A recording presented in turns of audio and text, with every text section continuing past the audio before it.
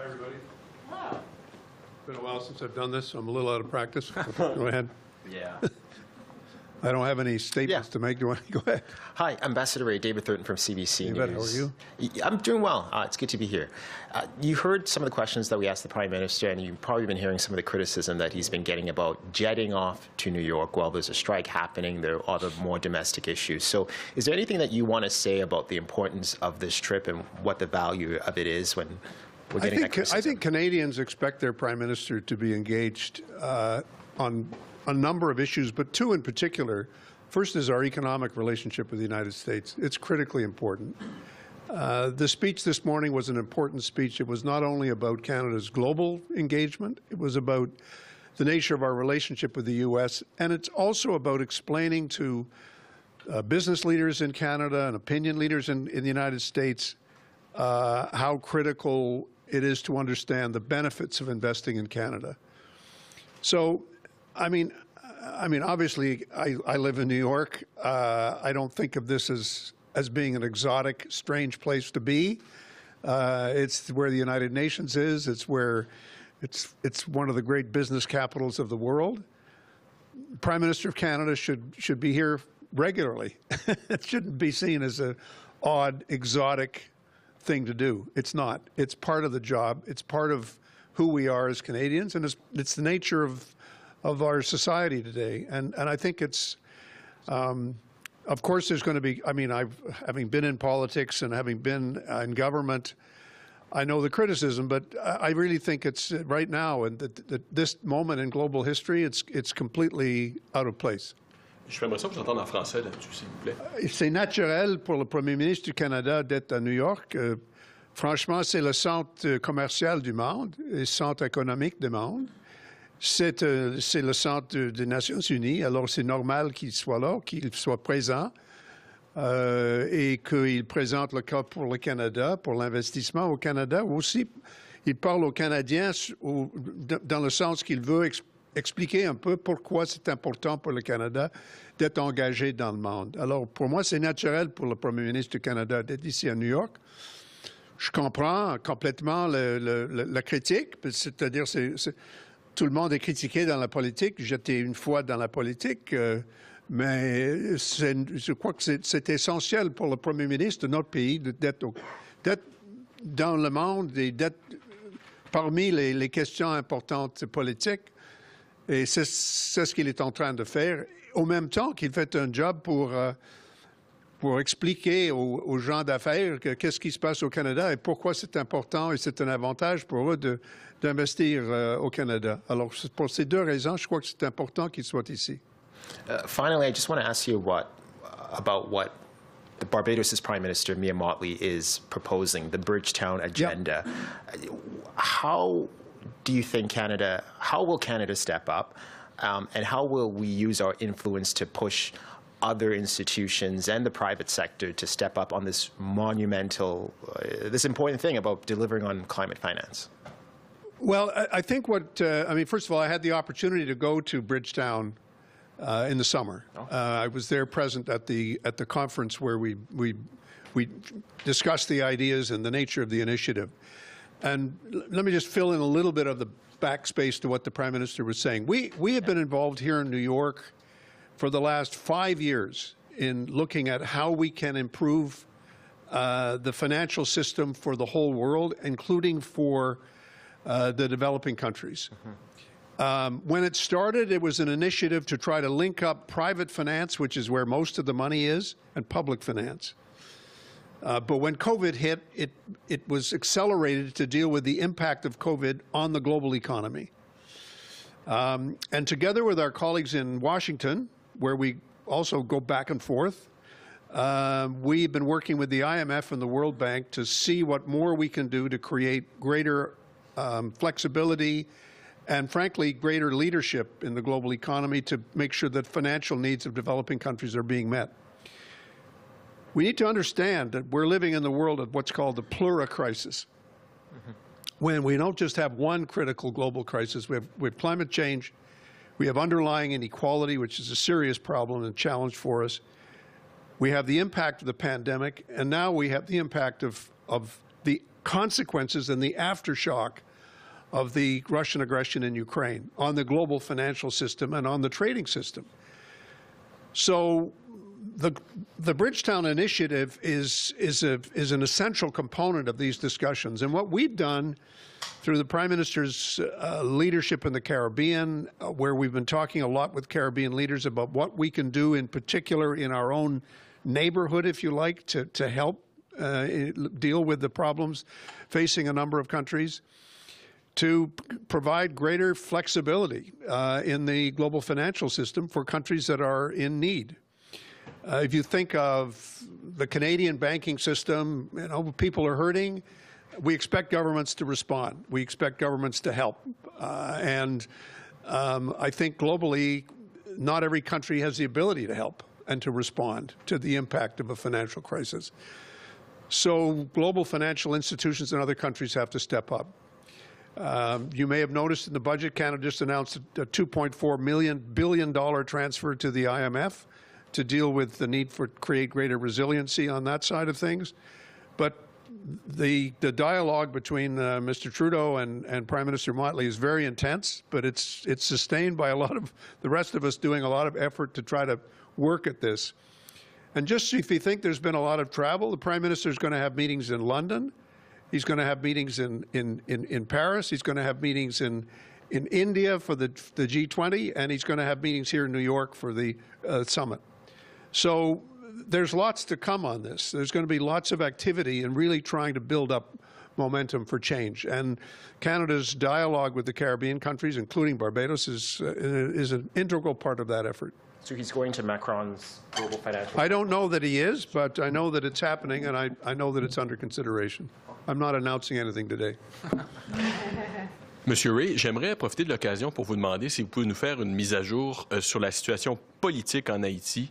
Est-ce qu'on se rapproche, par exemple, de la tenue d'élections? Est-ce que vous sentez qu'il y a du mouvement positif de ce côté-là? Eh bien, Haïti, c'est un sujet très important pour nous, pour le Canada ici aux Nations Unies. Le Canada est très impliqué dans les discussions parce que le Canada est le président du comité de l'ECOSOC qui étudie de près la situation. Et c'est une chose que personnellement, je suis très impliqué dans ces discussions. J'aimerais pouvoir vous dire qu'on a une solution. Mais je ne peux pas le dire. Je dois dire que c'est une situation très difficile. Mais après la visite que j'ai faite en décembre, j'ai donné quelques recommandations au gouvernement qui ont été rapidement acceptées. C'est-à-dire qu'il faut avoir une stratégie pour la situation humanitaire. Et le Canada continue d'accroître son engagement humanitaire dans la situation. Nous avons annoncé une augmentation pour 100 millions de notre appui pour la police haïtienne. Et c'est très important parce que nous pensons, comme a dit le Premier ministre plus tôt, que la solution doit sortir de la population haïtienne et non pas être imposée par les Canadiens ou par les Nations Unies ou n'importe qui.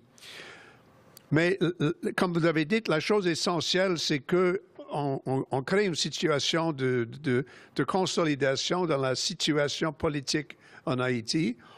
On n'est pas complètement là, on n'est pas encore complètement là, mais nous voyons un peu de progrès, pas suffisamment pour résoudre la situation. Je crois que parler d'une date spécifique pour des élections, c'est trop tôt pour ça, parce que c'est impossible de penser qu'on pourrait avoir une élection quand les gens ne peuvent pas sortir de leur maison et de leur foyer. Alors, il faut comprendre jusqu'à quel point la situation de sécurité est au centre du problème.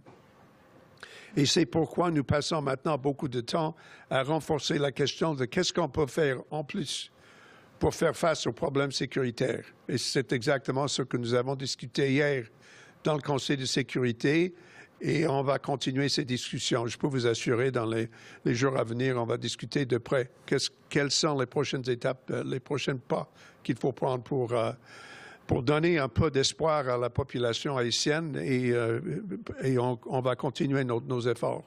J'aimerais vous entendre sur le passage de M. Lavrov cette semaine aux Nations unies. On a vu cette poignée de main. Vous pensez quoi de ça? Est-ce que ça a sa place? Non, non. Je pense que, franchement, il y a des problèmes avec, disons, la structure des Nations unies. La Russie, la Fédération russe a démontré, je crois un exemple épouvantable de leadership quand ils ont fait l'agression contre l'Ukraine, au même temps qu'ils ont utilisé le veto pour prévenir le Conseil de sécurité de faire son travail. Ah ben, ça, c'est une contradiction totale. Et c'est pourquoi, et pour mieux comprendre ce qui se passe aux Nations unies maintenant, il faut lire George Orwell. Il faut comprendre jusqu'à quel point c'est la propagande, c'est les mensonges, c'est des efforts de provoquer une réaction, de créer tout un chaos parmi la population ukrainienne et dans le monde. Et pour M. Lavrov de se présenter comme une sorte de leader, c'est ridicule. Il est le contraire, mais ce n'est pas lui seulement personnellement, c'est toute la politique de la Russie, de la Fédération russe. Et franchement, nous avons un problème. Nous n'acceptons pas l'approche, pas du tout. Au contraire, on est complètement contre l'approche qu'ils ont prise. Et nous allons continuer d'utiliser la plateforme que nous avons ici à New York pour faire face et pour contredire la position de la Fédération. Ambassador Rae, Neetu Garcha with Global National. Prime Minister Trudeau mentioned that you engaged with the UN Security Council. You mentioned that in your answer to my colleague's question in French regarding the situation in Haiti. I just want to get a gauge on where the discussions are at this point. I know you said you wish you had a solution. It's so complicated. But what did you discuss with the UN Security Council partners yesterday? And in your mind, at this stage, what is the most effective way for Canada to respond beyond what it's done so far? Well, let me just say that the meetings that I attended, the Security Council, were open meetings, and you can, if you want to get a clip from my speech, you can find it there. It's on UN TV. The comments that I made and that other people made are very public, so you can see them. Basically, I've said that what I said in French was I wish I could say that there is a solution, but there are a series of steps we can take. The solution ultimately has to come from the people of Haiti with the support of other countries, of which Canada is a part and is a leading part. We have long played a critical role in trying to make things better, but I think we're beginning to understand how difficult that is, and also that the solutions have to come from within Haitian society with our support. And so what we're doing is providing support on the humanitarian side, which is essential because we face a country that is on the brink of a major food crisis and where conditions are very, very difficult for people. The security situation in Haiti is very bad. Women and children are being abused and raped. People are being kidnapped. People are being killed. The security situation is awful, and we all have to face up to that. That's why Canada has announced the extra dollars to the Haitian National Police, $100 million, which is the largest number that any country is giving at the moment. We're spending a lot of time trying to encourage other countries to do the kinds of sanctions and to do the kind of humanitarian contribution and the contribution to security that we're doing. So we're trying to build support among other countries to frankly, to step up. And that's been the conversation with President Biden. It's been the conversation with our colleagues in other donor countries that have traditionally been there. And we all have to do more. And the key part is developing a political consensus in Haiti that will eventually get to an election. But you can't have an election if people are afraid to go outside. And right now, I think the key thing is just to build the stability that's required, and that's going to take more work. And frankly, it's going to take more engagement, both from the Haitian political elite, and it's going to take more engagement from from the region and from us and from donor countries. And just a quick follow-up, in terms of a timeline, you highlighted just how desperate the situation is getting there for so many Haitians. Do you have a gauge on when there might be a public commitment for Canada to do more, when that might emerge? Well, I think the key thing is we announced 2 weeks ago the $100 million. That's not going to get spent in a day. That's the commitment that we're making now. But will there be more? Yeah, I'm quite confident there'll be more, but there will need to be more from others as well. As I said, the $100 million that we've given, certainly, I mean, on any reasonable basis, can be seen to be more than what others are giving. So we need to encourage others to step up as well. Hi, Ambassador Tom Perry with CBC. A friend of mine's working on a story back in Ottawa about the Canadian women and children who were repatriated from the ISIS camps in Syria. I'm wondering, what was your role in coordinating that?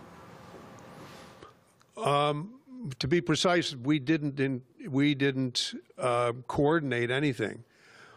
What we have done consistently from this mission is to, because we engage with the UN's international agencies that are involved with this, is to be encouraging the government, our government and others, to really address the problem.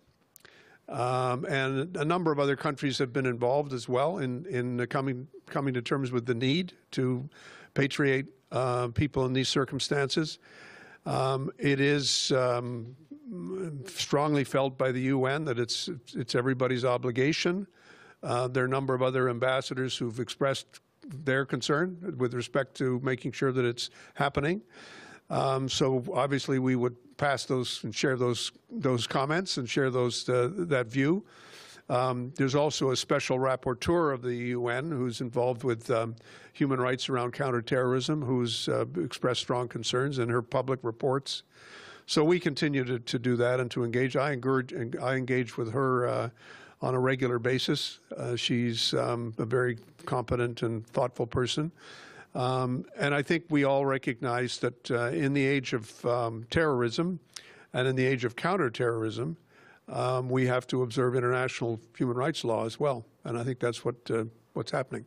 Were there any specific discussions that you were taking part in which the issue of getting children out of those camps was raised? Oh, yes. Can you talk of course. Well, no, I mean, that's all I can say. Of course, I can't talk about individual cases, but obviously there are all those circumstances in which involved that our consular colleagues in Ottawa have been very much involved on a regular basis. Our colleagues in Beirut and in Baghdad and in postings in the Middle East are very involved. We're very, we're writing emails and communicating with each other on these situations all the time. But we were not. We were just part of a much bigger puzzle in trying to get these situations resolved. Thanks. Hi, it's Annie Bergeron-Oliver with CTV National News. One of the main issues that the Prime Minister was here talking a lot about was international development and the need to continue supporting groups around the world who are doing work, for example, on women's rights and especially reproductive rights. At the same time as he's trying to champion Canada as a country that's doing all this work, the most recent budget had a reduction in funding by about $1.3 billion, and now organizations doing that work in Canada are accusing the government of cutting the budget and not being as serious. The Prime Minister, we asked him about it, he said, no, we're not. There's no budget cuts. It's just that there were a lot of expenses during the pandemic related to the pandemic. I'm wondering what kind of impact, if any, you think this sort of mixed messaging may have. Well, I don't want to engage in adventures in accounting, but I think what the Prime Minister was saying, which is important to emphasize, is that since 2015, the government has committed to steady increases in international assistance core budgets going up, and that's happened and it's happening. Where you can see some year-over-year fluctuation is because of the nature of the international crises that take place. I'm going to go a little bit beyond my brief and say that much of what Canada spends on an annual basis goes beyond the budget because crises happen. And when crises happen, we respond. So to give you a practical example, as the crisis emerges in Sudan, things will arise. Things will happen. There are ways in which the government is able to respond to crises by going back to a process of the Treasury Board, by doing what's called an off-cycle ask and an off-cycle expenditure. Much of the expenditure that was made during COVID and in response to Ukraine has been off-cycle. So you can't budget for crises of this dimension. And the reality is that when the accounts are done for the year past, I would be very surprised if we weren't in a situation where we were spending more, because that's what's required.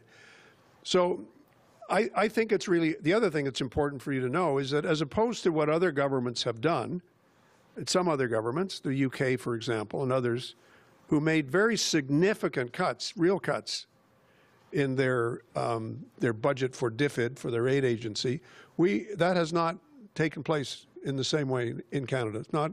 That's not the approach that's been taken. It's when you look at the budget number, if you simply extrapolate the number from last year and say next year, you've got to get a handle on the fact that the core budgets are not being cut, and secondly, that there is still this huge flexibility, which is not something that I'm announcing or creating today, but it's there to say, do we respond to humanitarian crises as they take place? Absolutely. We have a responsibility to do that.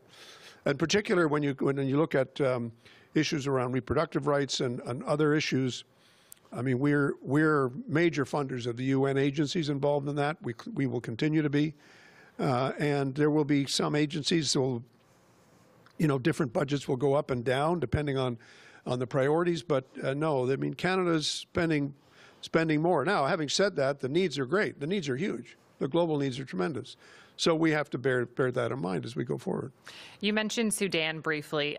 It was the Americans that rescued your colleague in Sudan, as well as a few other Canadian diplomats. We relied on their assistance. And one of the things the Prime Minister was asked about today in the talk at the Council on Foreign Relations was defense spending. He said, Canada does need to spend more, and our allies want us to spend closer to that 2% target, but we're far below. And then there was the Washington Post that said Canada is never going to reach our 2% target, and the Prime Minister apparently has said that to our allies. I'm wondering if this discussion about Canada needing to do more in terms of defense spending has come up in any conversations you've had at the UN with any of your colleagues.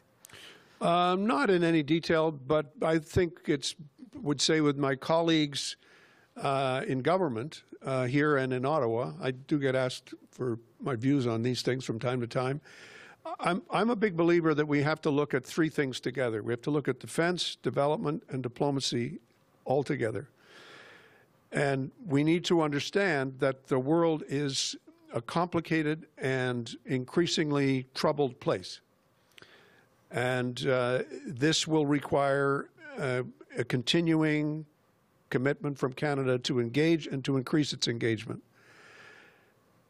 And that's what I continue to say to anybody who wants to listen. I just said it now. So if you think that these things are going to go down, I don't think so, because the needs are going up all the time. But again, I'm not announcing anything. I'm just saying that I do get asked my opinion on these things, and that's what I say. I said we need a comprehensive approach. And you mentioned the Sudan situation. Look, we've got 2 planes there. I mean, we're helping other countries, and I have colleagues who've been writing me emails the last 3 days saying thank you for helping. So we help and others help us. That's what being an ally is all about. We help each other. We help the UN. We've helped get critical people out here, as we have in Afghanistan and other places. So we're present and we're responding and we're engaging, but we can never let that go, because the needs are growing. And the thing that people predict, where are the trouble spots? People say to me sometimes, well, what's your threat assessment? I said, how long have you got? How long have you got to talk about the threat assessments around the world? They're huge, and they're not getting any easier. They're not getting any better. And the crises that we talked about 3 years ago, like the Rohingya crisis, which I was involved in, is still there. It hasn't gone down, hasn't changed. So we have to recognize that these needs are very, very present in the world today. All good? One more. Okay. Hello, Ambassador. How Chris are you? Reyes with CBC News. Nice to see you Very again. good. Nice to see you. At last year's UNGA, President Zelensky renewed calls for reforms to the Security Council. As you know, this is not a new conversation. Earlier this week, Russian Foreign Minister Sergei Lavrov also acknowledged that those reforms need to take place. Do you think there's going to be any significant progress in advancing this topic ahead of this year's UNGA? And does Canada have a role to play in that? Well, like every member, we have a role. But my idea of reform and Mr. Lavrov's idea of reform are probably completely different. Although, frankly, I've never heard from him as to what they are. But ours are very clear. We want to see Security Council reform. We want a Security Council that's bigger and that's more representative of the world. But we're not interested in expanding the number of vetoes. We think vetoes are lousy and a bad idea, and we don't want to see them spread.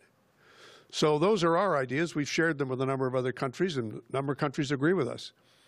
But I come, as some of you will know, I come to this job with a bit of what I call experience. Some of you might call it baggage. And one of those pieces of baggage is I'm a constitutional lawyer. So I was involved in Meech Lake. I was involved in Charlottetown Accord.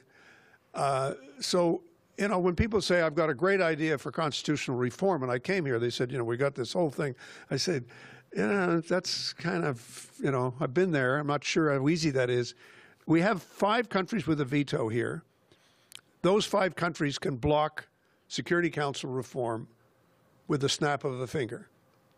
And I don't see any of those countries stepping up and embracing the kind of reform that we think is necessary. I hope they do. I hope it comes about. We're talking to them. We're encouraging them to do it. But we are going to have to not be preoccupied with, you know, when will the Senate reform? When will the Security Council reform? You say, no, we're not going to get immersed in constitutional issues. We're going to have some practical ideas, say anybody want to discuss them, we're ready. But then we have to find the ways around the institutions that are working. The most interesting thing that took place this year, which Mr. Lavrov hated, and he said so. He said, you know, he doesn't like the ideas for veto reform. Well, we did that because Russia vetoed all the resolutions on Ukraine. So we said, fine, we'll take them to the General Assembly. And we've now had 3 clear votes in the General Assembly clearly calling out Russia for their behavior. And that's why he didn't like it.